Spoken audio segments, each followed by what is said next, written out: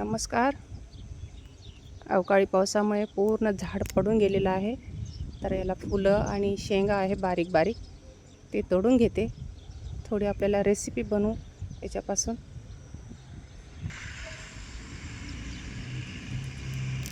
पूर्ण एक मोठं झाड आहे, ते तुटून गेलं.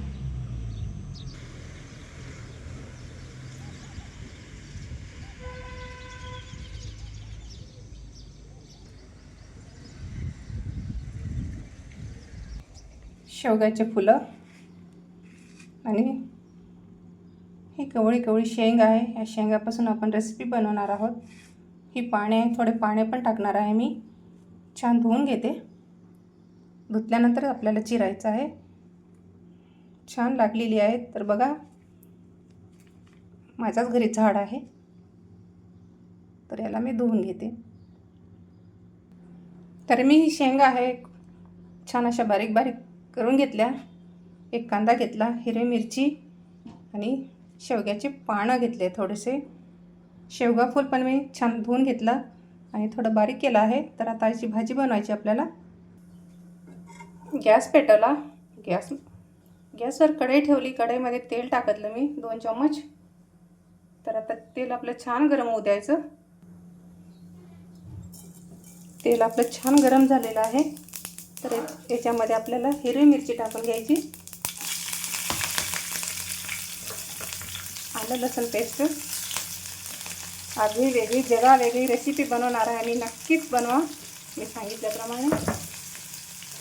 माझं झाड तुटून पडलं अवकाळी पावसामुळे, त्याचं मला वाईट वाटत आहे. तर छान भाजून घेते मी कांदा लसूण वगैरे.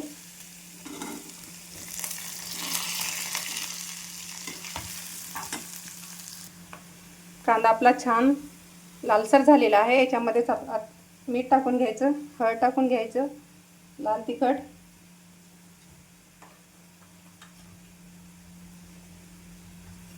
या पद्धतीने छान आहे मसाला. आता आपला भाजून घेऊया, परतून घेऊया. याच्यामध्येच आपल्याला आता शेंगा टाकून घ्यायच्या आहे. शेवग्याच्या शेंगा छान तेलामध्ये वाफ येऊ द्यायची. त्याच्यानंतर आहे ना आपल्याला फुलं टाकून घेऊ. पौष्टिक शेवगा अशा पद्धतीने भाजी बनवत आहे मी. हेल्दी, पौष्टिक, सर्व गुण संपन्न शेवगा.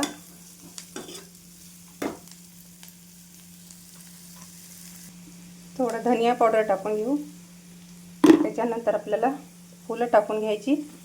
फुलं शिजायला जास्त वेळ लागत नाही. हे बघा, अशी असते शेंग, ही राहूनच गेली.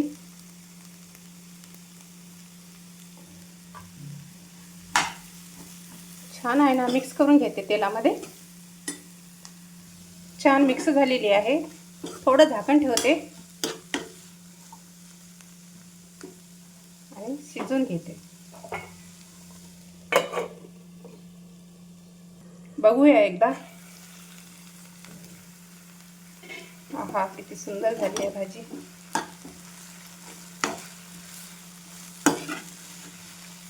थोडा शेंगदाणा कूट टाकून घेते. नाही टाकलं तरी चालते, तरी पण थोडे टाकल्यामुळे आहे ना टेस्ट थोडी वेगळी येणार याची भाजीची. तर बघू शकता,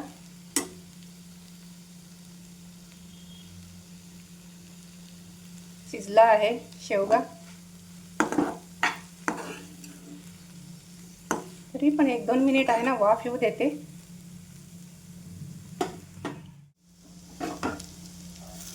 बघा मित्रांनो, किती सुंदर झाली आहे भाजी. नक्कीच मी सांगितल्याप्रमाणे बनवा.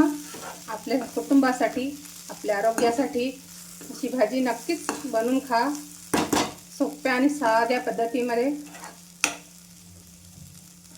तर ही रेसिपी तुम्हाला कशी वाटते नक्कीच कमेंट्समध्ये सांगायला विसरू नका.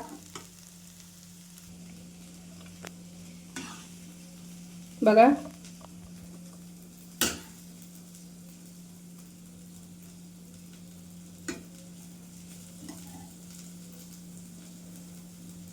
रेसिपी पाहिल्याबद्दल आपले खूप खूप धन्यवाद.